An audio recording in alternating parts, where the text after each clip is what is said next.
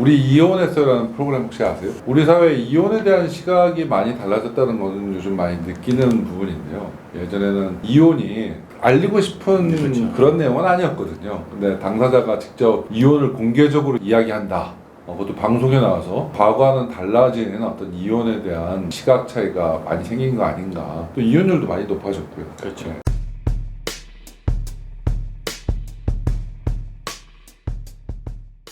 최고기 씨의 아버지가 육개잎 씨를 마음에 들어하지 않았던 것이 방송에 좀 많이 나온 걸로 알고 있습니다. 구체적으로 성격이 그렇다는 건 말이 안 된다. 하나부터 열까지 전부 빵점. 뭐 그런 얘기를 하신 걸로 알고 있는데요. 아버지의 그 대응에 대해서 최고기 씨도 다소 아버지 편에서 조율했던 것이 부부간의 관계에서도 상처로 작용한 것 같습니다. 합의 이혼은 한 것으로 알고 있는데 재판상 이혼의 경우에도 시부모님과의 갈등은 이혼 사유가 될 수 있습니다. 그 이혼 사유가 민법에 정확하게 6개로 규정되어 있는데요. 맞습니다. 네. 이 경우에는 배우자 또는 그 직계 존속으로부터 심히 부당한 대우를 받았을 때 그 경우에 해당하는 여지가 있을 것 같네요. 요즘 같은 경우는 사실상 당사자 간의 갈등이 더 좀 큰 부분으로 작용하는 것 같아요.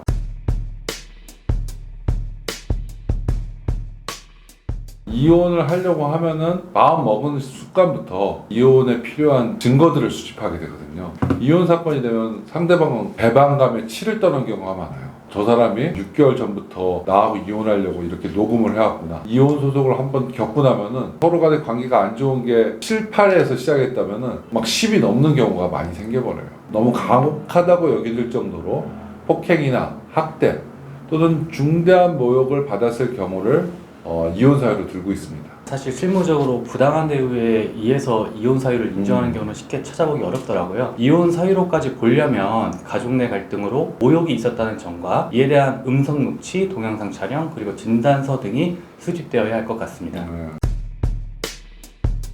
위자료라는 것은 결국 정신적 피해에 대한 보상을 말하는 거거든요. 주택 갈등으로 인해서 그게 이혼 사유로 됐다고 하는 거는 그게 잘못했다라는 거거든요. 당연히 위자료를 받을 수가 있습니다.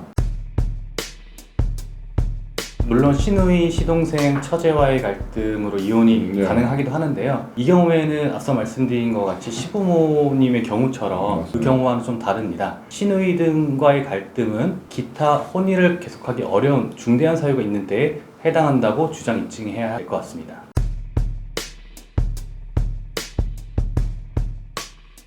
이혼 소송을 하면은 기본적으로 숙려기간이라는 걸 주거든요. 그때 숙려기간이 지나서도 이혼 의사가 확실하다. 그러면 이제 제일 처음에 합의가 되면은 그때는 이혼이 빨리가 되는 거고, 합의가 안 됐다. 그럼 통상의 재판처럼 똑같이 진행되는 거예요. 길고 짧아지는 거는 증인을 얼마나 신청했느냐가 제일 중요하거든요. 증인을 굉장히 많이 신청을 했다고 하면은 재판 기간이 길어지는 거고, 증인을 한 사람밖에 안 했다. 증인은 없다.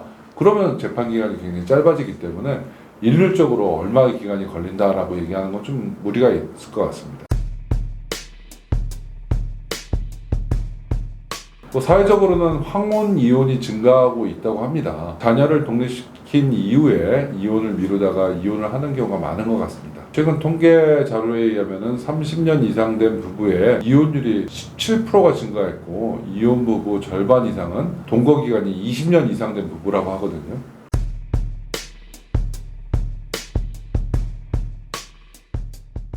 당사자의 의사가 합치하여 합의 이혼을 하려고 하더라도 재산 분할에서 많이 이견이 발생하는 경우가 상당수 있는 것 같습니다. 황혼 이혼의 경우 나눠야 되는, 분할해야 하는 재산의 규모가 크고 종류도 많아서 재산 분할을 신중하게 접근할 필요성이 있는 것 같은데요. 나눠서 가지는 적극 재산의 분할도 신중해야 하지만 배우자 몰래 돈을 빌려주거나 빚을 지는 경우에 갚아야 하는 소극 재산의 문제도 따져봐야 할 것 같습니다. 이혼할 때 사람들 얘기 들어보면은 경제적인 부분이 굉장히 많이 차지를 해요. 남편이 벌어오는 돈도 좀 적고, 이걸 둘이 쪼개서 나눠 가지면은 서로 간에 생활이 어려워진다. 그럼 현실적으로 이혼하기도 어려운 거예요. 아주 극단적인 상황을 제외하고는 참고 살게 되는 이유가 결국 경제적인 부분이 차지하는 이유가 굉장히 좀 많아요. 최근 법원은 아내가 결혼 기간 동안 기여한 가사노동의 가치를 굉장히 높게 평가하고 있거든요. 재산 분할에서 결혼 생활 기간 중에 형성된 재산의 30에서 많게는 50% 정도를 가사만 전념해온 아내의 몫으로 인정해주고 있는 것으로 알고 있습니다. 그럼요. 돈을 옛날에는 남편이 많이 벌어오는 시대가 있지 않았습니까? 요즘은 반드시 그렇지도 않거든요. 전문 여성 같은 경우에는 남편의 소득을 초과하는 분도 굉장히 많고 결국은 합리적으로 나누는 부분을 많이 따지게 돼요. 가사에만 있던 주부들은 돈을 벌어온 게 없으니까 형성된 재산에 기여한 게 별로 없으니까 넌 좀만 가져가라. 이제 그게 아니라는 거죠. 설사 이 집이 남편이 사왔다 하더라도 이제 그 집이 유지될 수 있는데 와이프의 어떤 가사노동이라든가 내조 이런 것들이 기여가 된다는 거거든요. 다 고려의 요소가 돼요. 부부가 혼인 전부터 각자 소유하고 있었던 재산, 그리고 혼인 중에 부부 일방이 상속으로 취득한 재산 등의 경우에는 부부 일방의 특유 재산에 해당합니다. 그리고 원칙적으로 특유 재산은 재산 분할의 대상이 될 수 없고요. 그렇죠. 특유 재산일지라도 상대방이 적극적으로 그 특유 재산의 유지 및 증식에 협력했다고 인정될 수 있는 경우에는 예외적으로 재산 분할의 대상이 될 수 있으므로 사건마다 다르게 판단될 수 있을 것 같습니다. 오래 살면은 특유 재산이든 뭐든 하나로 돼가지고 그걸 툭하니 자른다는 거예요. 물론이죠. 유책이라는 것 자체가 잘못했다는 거니까 네 잘못으로 이제 이혼을 하는 거니까 정신적으로 손해배상을 해라. 그게 이제 위자료거든요. 그렇기 때문에 당연히 유책 배우자는 상대방 배우자에게 위자료를 지급해야 될 의무가 있는데 우리나라는 미국하고 달라서 위자료를 그렇게 많이는 인정 안 해요. 뭐 미국은 뭐 위자료가 뭐 어마무시해서 위자료 잘못 주면은 뭐 기업 자체가 흔들 정도의 손해배상도 인정하고 징벌적 손해배상 이런 것도 있고 하는데 우리나라는 아직 그렇지가 않아요. 바람을 핀 경우는 재판상 이혼의 원인 중 배우자의 부정한 행위가 있었을 때 해당하는 것이거든요. 그런데 민법은 이 경우에는 이혼을 청구할 수 있는 기간을 특별히 규정하고 있습니다. 법을 그대로 읽어드리면 좀 복잡할 수도 있는데 민법 제841조에서 다른 일방이 사전 동의나 사후 용서를 한 때 또는 이를 안 날로부터 6개월 그 사유 있은 날로부터 2년을 경과한 때에는 이혼을 청구하지 못한다라고 규정하고 있거든요. 말씀 주신 내용을 보면 30년이 지났기 때문에 남편의 과거 부정 행위는 이혼 사유가 되기는 좀 어려울 것 같습니다. 근데 소송적으로 보면은 이게 다 종합적으로 고려가 되기 때문에 만약에 남편이 때렸다 그러면은 사실 솔직히 말하면 진단서 하나 끊어놓으신 게 혹시 모를 일에 대비하는 하나의 증거 수집 방법이라고 해요. 때리기 시작한 거는 20년 전부터 때리기 시작했는데 20년 이후에 이혼을 하려고 한다. 그런 것들을 모아놓으면은 나중에 이혼할 때는 더 유리한 건 맞습니다.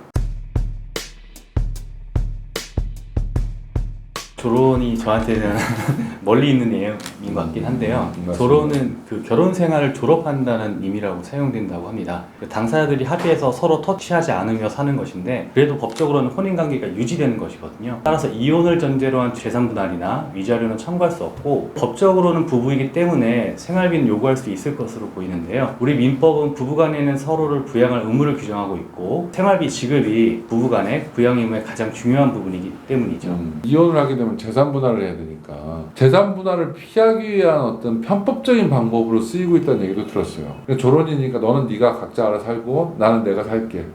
네 생활비는 네가 벌었어. 이렇게 편법적으로 운영이 된다고 하면은 그거는 정상적인 어떤 방법은 아닌 것 같아요. 정말 조론을 하려면은 서로 간에 각자 생활을 유지할 수 있는 경제적인 여건을 충분히 배려를 하고 그리고 나서 얘기가 되는 건 모르겠는데 이혼도 안 해주고 재산도 안 주면서 조론이라는 이유로 내친다 이러면 이거는 문제가 될 수가 있는 것 같아요. 최 변호사님 결혼하신 지 얼마 안 돼서 이렇게 잘 와닿지는 않을 거 아니에요.